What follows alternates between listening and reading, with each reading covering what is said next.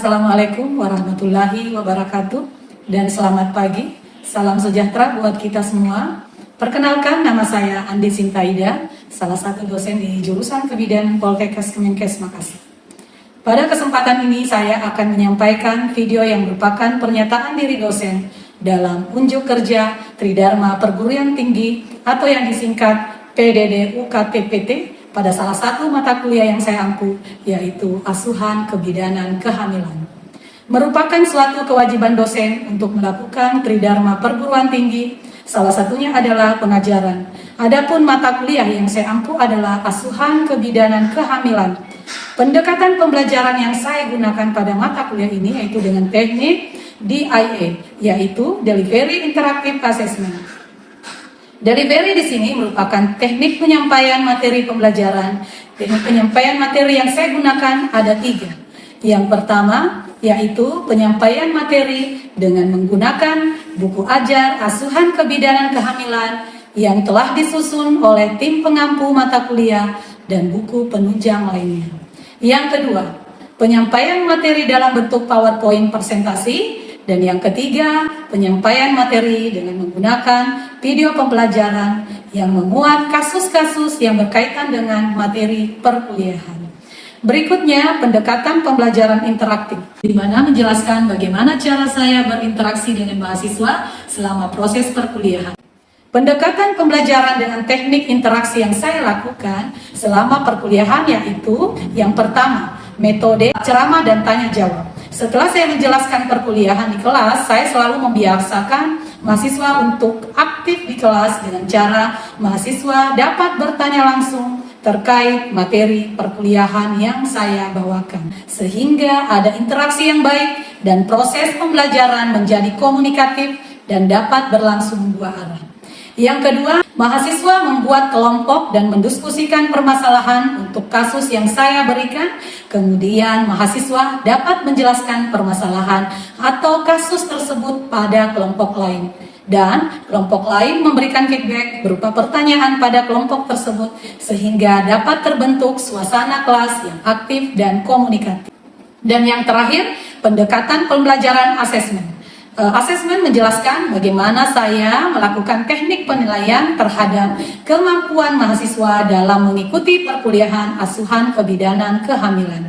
Pada pertemuan pertama perkuliahan, saya selalu menyampaikan kontrak perkuliahan untuk dapat disepakati bersama dosen dan mahasiswa. Kontrak perkuliahan yang saya buat berisi ketentuan perkuliahan dan ketentuan bobot penilaian pembelajaran. Di sini saya akan menguraikan mata kuliah Asuhan Kebidanan Kehamilan secara lebih rinci yang terangkum dalam rencana pembelajaran semester atau yang dikenal dengan RPS. RPS mata kuliah Asuhan Kebidanan Kehamilan terdiri atas pertama, identitas dan deskripsi mata kuliah. Yang kedua, capaian pembelajaran lulusan program studi atau CPL Prodi. Ketiga, capaian pembelajaran mata kuliah atau CPMK. Yang keempat, materi pembelajaran. Kelima, metode pembelajaran. Dan keenam adalah sistem penilaian. Identitas mata kuliah. Mata kuliah Asuhan Kebidanan Kehamilan dengan kode mata kuliah BD 503 merupakan mata kuliah wajib pada semester 2 dengan bobot 5 SKS. Pengajaran dilaksanakan selama 14 kali pertemuan tatap muka dan 2 pertemuan untuk ujian tengah semester dan ujian akhir semester.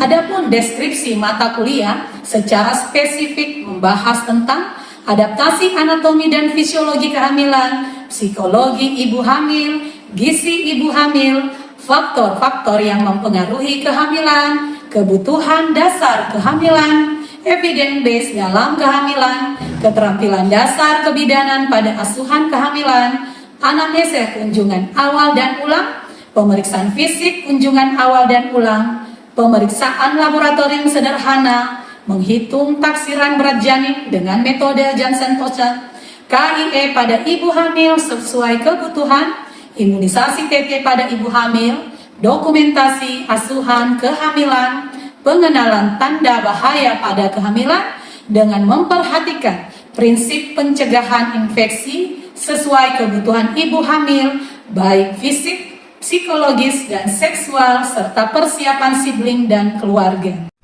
Capaian pembelajaran lulusan program studi atau CPL Prodi terdiri dari CPL Sikap terbagi atas: 1. Menghargai martabat perempuan sebagai individu yang memiliki hak-hak potensi dan privasi. Kedua, bekerja sama dan memiliki kepekaan sosial serta kepedulian terhadap masyarakat dan lingkungan. Yang kedua, CPL Pengetahuan terdiri atas 4. Menguasai konsep teoritis fisiologis siklus hidup manusia.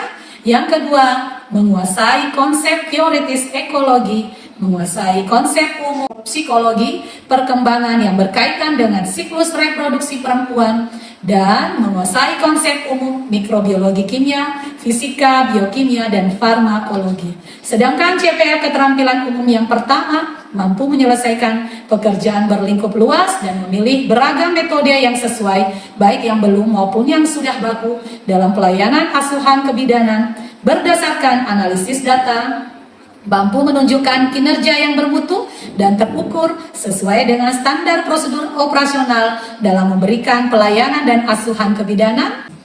Untuk CPL keterampilan khusus, pertama, mampu memberikan asuhan kebidanan pada kehamilan dan persalinan normal sesuai standar mutu yang berlaku sesuai kode etik profesi.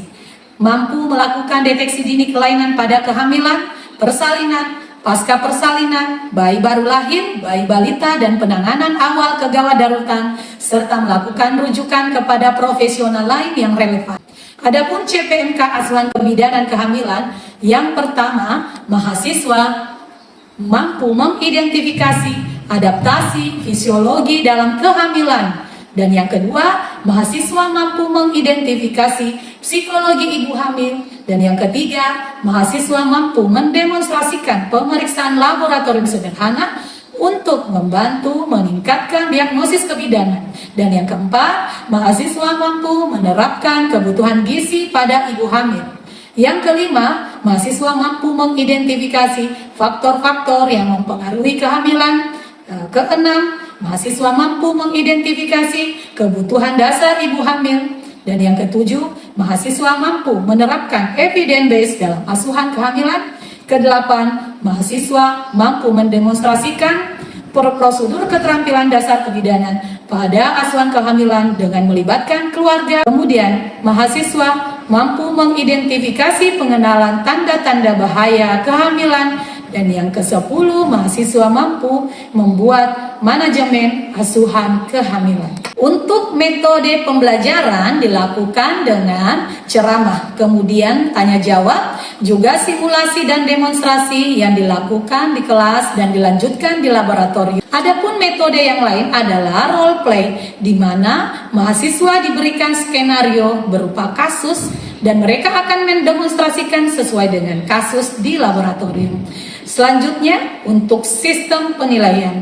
Sistem penilaian mata kuliah terbagi menjadi pembelajaran teori, di mana pembelajaran ini untuk tugas diberikan poin 20%, UTS 30%, UAS 30%, soft skills 10%, dan sikap 10%. Sedangkan untuk pembelajaran praktikum, penilaian tugas diberikan poin 30%, pengetahuan 10%, keterampilan 40%, soft skills 10%, dan sikap 10%. Untuk pembelajaran seminar, penugasan diberikan bobot 25%, presentasi 30%, penguasaan materi 25%, soft skill 10%, dan sikap 10%. Demikian penjelasan mata kuliah untuk asuhan kebidanan kehamilan yang saya ampu.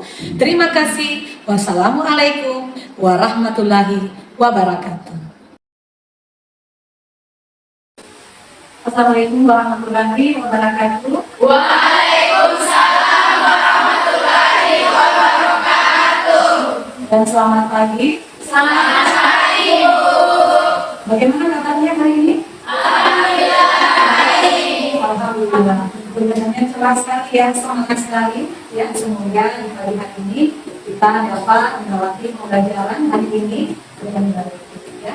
Sesuai dengan jadwal yang sudah diberikan hari ini, kita akan belajar tentang asuhan kebidanan pada kamu, ya.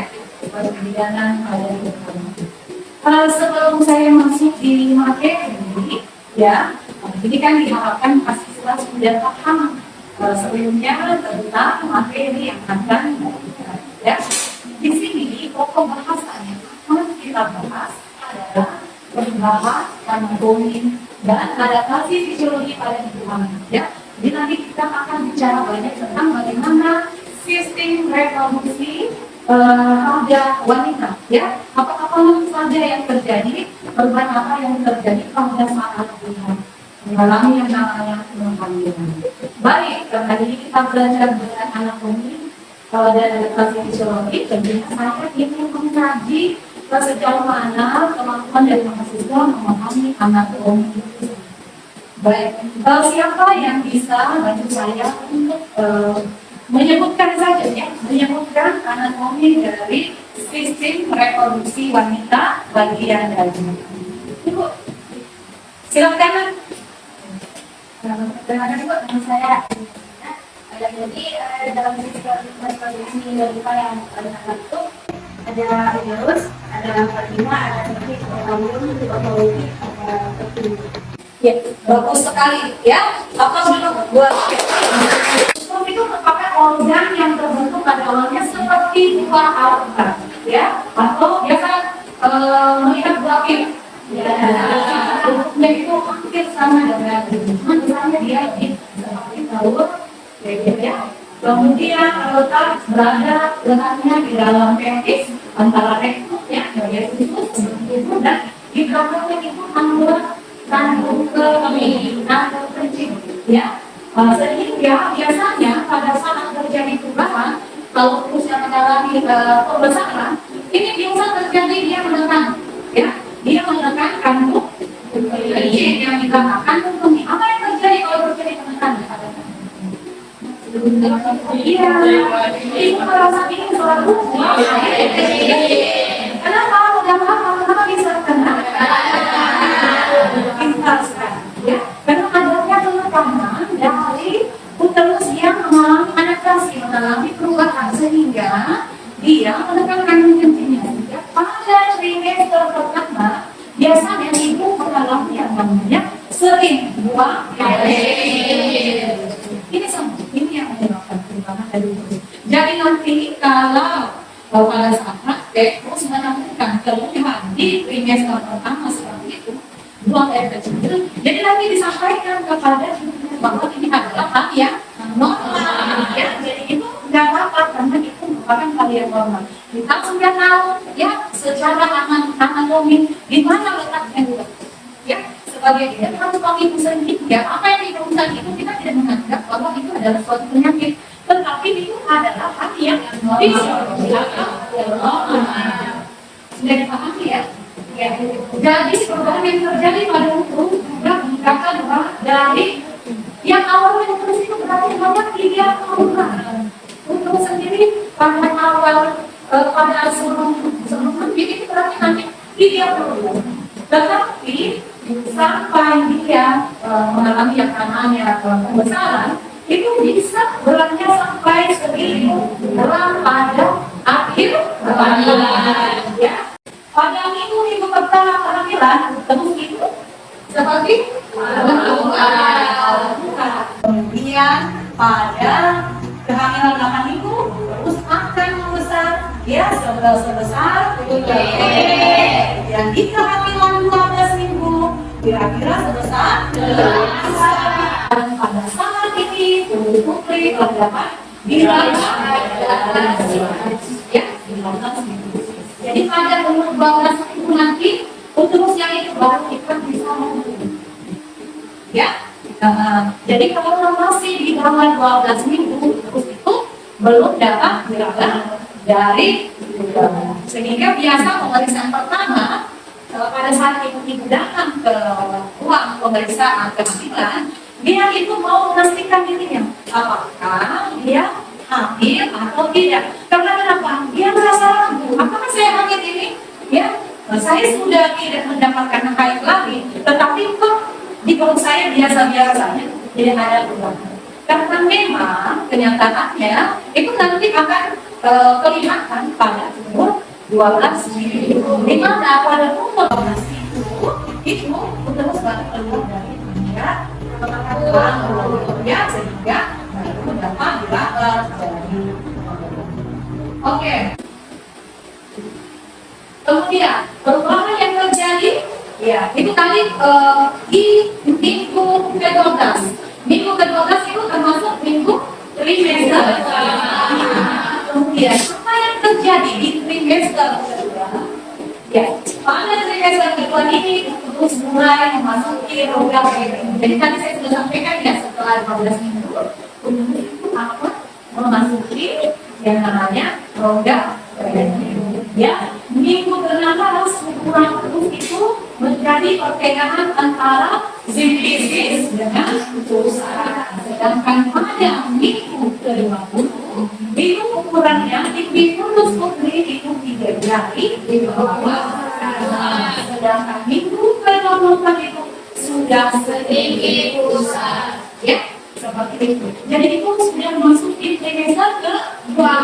Di trimester ke-2 itu sudah masuk ke minggu sudah bisa dikatakan tinggi fundus putri, yaitu pertengahan antara kemudian minggu kedua ke-20 kita mendapatkan atau meraba fundus putri dari besar, minggu ke-24 sedikit besar. Pada saat kita melakukan pemeriksaan tinggi fundus putri, ya kita sudah mempelajari pemeriksaan tinggi fundus putri.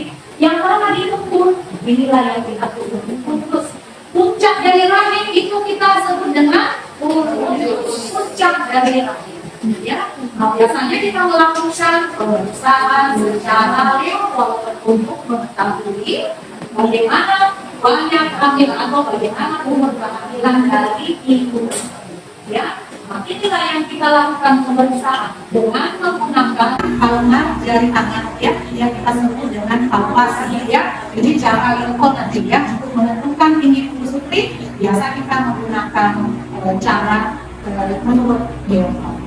Kehamilan biasanya kontraksi sangat jarang dan meningkat pada 1 dan 2 minggu sebelum persalinan. Ya, pada saatnya nanti itu dia akan melambat, tetapi pada saat menjelang persalinan, ya itu nanti dia akan mulai meningkat. Ya, kemudian pada trimester ketiga, ismus putri, ya dinyatakan menjadi fokus putri dan berkembang menjadi segmen bawah. Pada saat kita mengukur tinggi fundus putri, ya pada umur kehamilan 28 minggu, fundus putri terletak kira-kira 3 jari di atas pusat atau sepertiga jarak antara pusat ke profesus psikologis. Jadi ada 3 yang kita gunakan untuk sebagai patokan untuk melakukan pengukuran. Ya, apa itu? Pertama simfisis, yang kedua adalah pusat, dan yang ketiga adalah profesus psikologis. Pada umur kehamilan 40 minggu, itu fundus putri terletak kira-kira 3 jari di bawah profesus psikologis. Ya, oke, baik, kita nyambung. Ya, ini yang bisa dilihat. Ya, gambar di atas untuk trimester pertama, bagaimana kira-kira ya fungsi janin di dalam rahim, kemudian trimester kedua dan trimester ketiga, ya. Ya, di vagina apa yang berubah? Tadi kan kita sudah bicara di mana ibu terus ya, adaptasinya bagaimana? Untuk di vagina sendiri, bagaimana di vagina? Apa sih itu vagina? Vagina itu merupakan saluran yang elastis, bentuknya itu seperti pipa, memanjang, ya, memanjang ke dalam, ya. Jadi vagina itu kira-kira dia panjangnya 8 sampai 10 cm. Bayangkan, panjang juga deh. Ya. Yang selama ini yang kita kenal itu adalah mulut vagina yang kelihatan dari luar dan merupakan alat reproduksi bagian luar. ya. Sedangkan di dalamnya masih memanjang lagi, kira-kira panjangnya yaitu 8 sampai 10 cm. Ya, populasi berhenti selama kehamilan ya.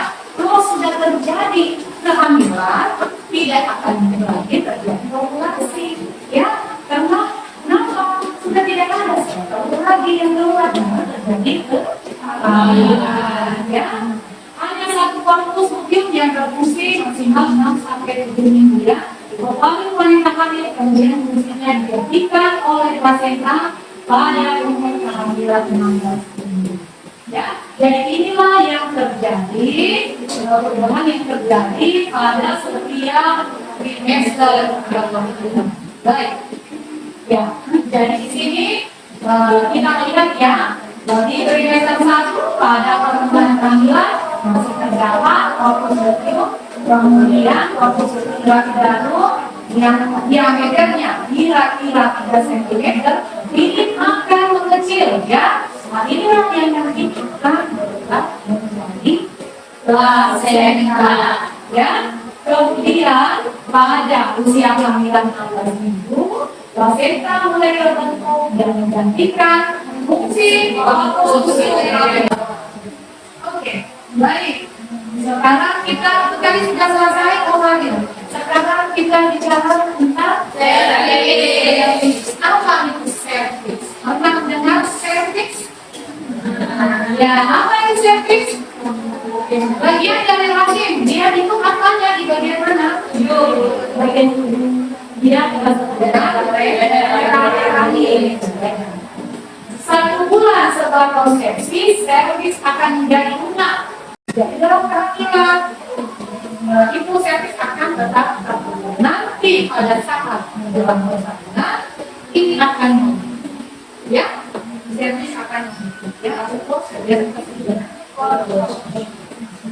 oke, trimester kedua apa yang terjadi pada awal trimester ini ya, kolagen ya, kolagen membuat terbentuk ini menyebabkan cervix menjadi lunak. Jadi karena ada kolagen yang tidak tertular lain, ini menyebabkan cervix juga menjadi lunak dan kelenjar di cervix berfungsi lebih dan mengeluarkan cervix. Jadi banyak lendir yang keluar ya. Kemudian trimester ketiga akibat aktivitas usus selama kehamilan, cervix mengalami pematangan secara bertahap dan dari kanal dan mengalami yang namanya dilasi atau pelekatan. Di sini nanti terbuka porsium ya, di sini nanti kita ukur ya bagaimana pembukaannya karena dia mengalami yang namanya dilasi.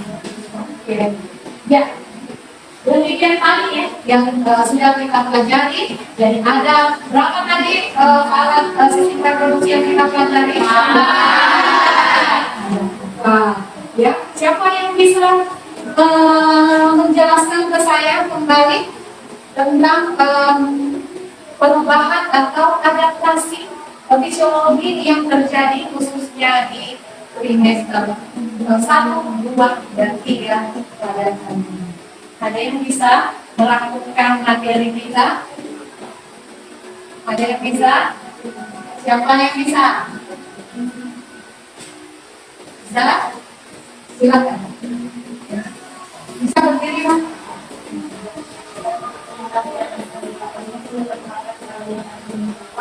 Jadi dari materi yang diinformasikan itu akan melakukan yang namanya adaptasi perubahan secara fisiologis atau mental karena ada peningkatan hormon estrogen dan progesteron pada ibu. Misalnya pada usia ibu yang awalnya fungsinya seperti pil-pil lama-kelamaan akan membesar sesuai dengan terjadi. Kemudian vagina itu nanti akan lebih elastis lagi menuju dewasa dan usia.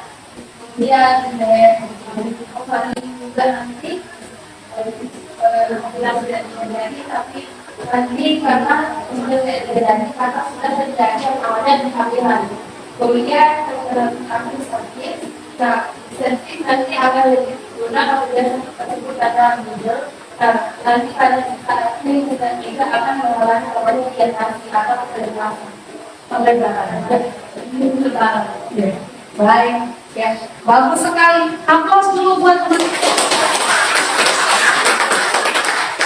Luar biasa ya yang sudah diberikan kepada saya yang sudah merangkum materi perihal perubahan adaptasi fisiologi dalam tahap belajar. Sampai di sini ada yang masih mau bertanya atau yang perlu kita diskusikan terkait materi hari ini? Sudah cukup? Ya, kalau tidak ada pertanyaan, mungkin saya akan memberikan penugasan ya. Karena ini tadi kita sudah mempelajari sistem reproduksi ya, perubahan dan adaptasi pada sistem reproduksi. Untuk selanjutnya masih ada sistem-sistem yang lain ya, adaptasi fisiologi pada sistem yang lain ya. Jadi barangkali saya minta penugasan kepada anak-anakku semua agar dapat mempelajari materi tentang perubahan fisiologi ya, tentang adaptasi perubahan pada gastrointestinal, kemudian sistem dan lain-lain sistem yang lainnya juga yang bersangkutan dengan perubahan yang terjadi pada ibu hamil ya. Untuk selanjutnya minggu depan itu akan masuk dengan materi yang kedua yaitu perubahan fisiologi psikologi dalam kehamilan. Ya, baik. Kalau tidak ada pertanyaan lagi, saya tutup pertemuan kali ini dengan ucapan alhamdulillah dan terima kasih. Assalamualaikum warahmatullahi wabarakatuh.